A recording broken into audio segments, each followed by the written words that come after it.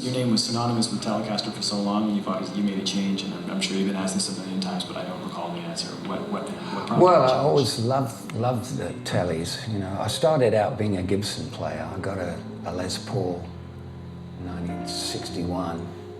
You know, we couldn't get American guitars in the UK prior to 1960 because they were regarded as luxury goods. So it was a huge tax on them, or that people didn't bring them in unless they were just individual guitars that somebody sold, or if you ordered one especially. But you wouldn't find a store prior to 1960 that had a wall full of American guitars. So that we just went crazy when we, in 1960, everything came in.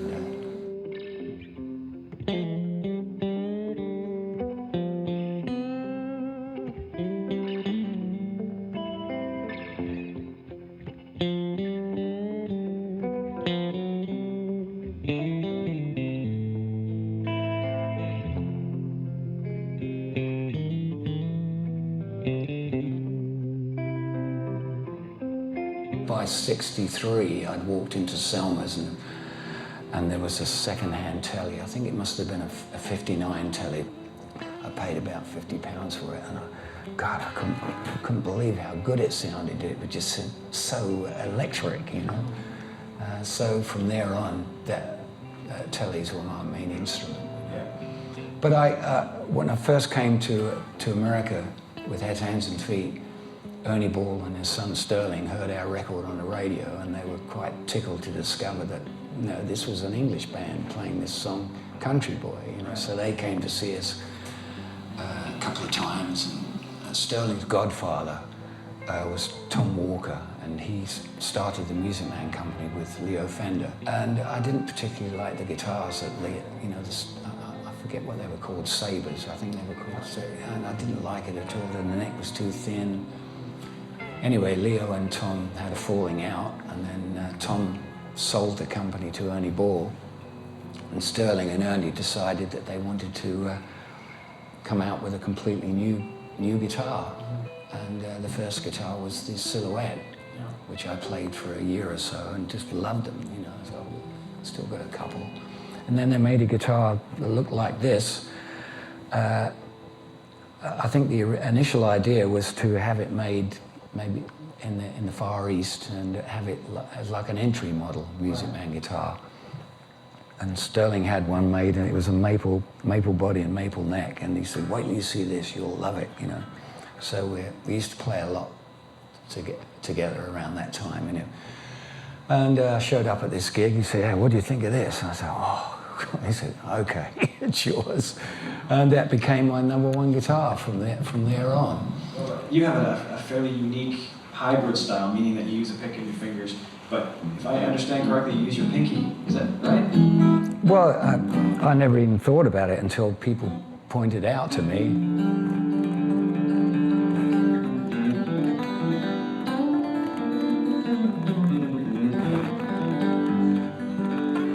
It's just something that happened, and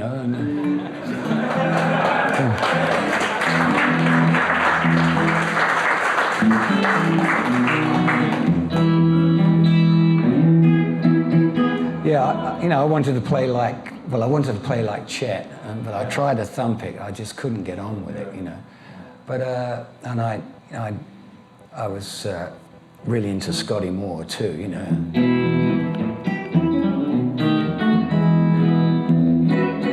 But I didn't realize that he was using a thumb pick too, But I didn't really.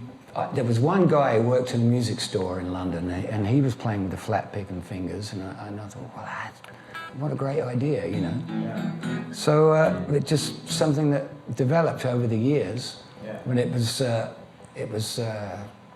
10, 15 years later that I realized that James Burton and Glenn Campbell and a lot of the great players were playing the same way with flat pick and fingers. So you didn't, that style that you talk about, Glenn Campbell and James Burton, they were emulating a lot of pedal steel stuff. That was what sort of, if I understand the James Burton story correctly, he was trying to emulate pedal steel. Yeah. And develop these double stop bends. I guess for the next generation, it never occurred to me that was why I was doing it. I was doing it because you did it, because he did it. Were you ever trying to emulate a pedal steel, or were you just? Oh, well, yeah, I did try that, and it was, of course, I don't do it so much now because I've got a floating tremolo, so.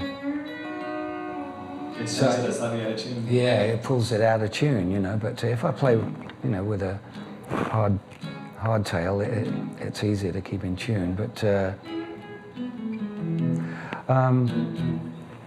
no, I was a big fan of the steel guitar, and I did own one for about 2 weeks. And you mastered it, I'm sure. And it was a real cheap British one, you know, and it didn't have rollers on it or anything, so, you know, could break the strings on it and whatever, you know, and I thought, well, this is crazy. By that time, I'd heard Buddy Emmons and, you know, some of the great players, and I thought, no, you know, I'm just too far behind these guys. I'm pretty good, you know. But by this time, I'd been professional for about 8 years, and I thought, well, I don't need to learn. I'm going to stick with the guitar. I'm pretty good at that.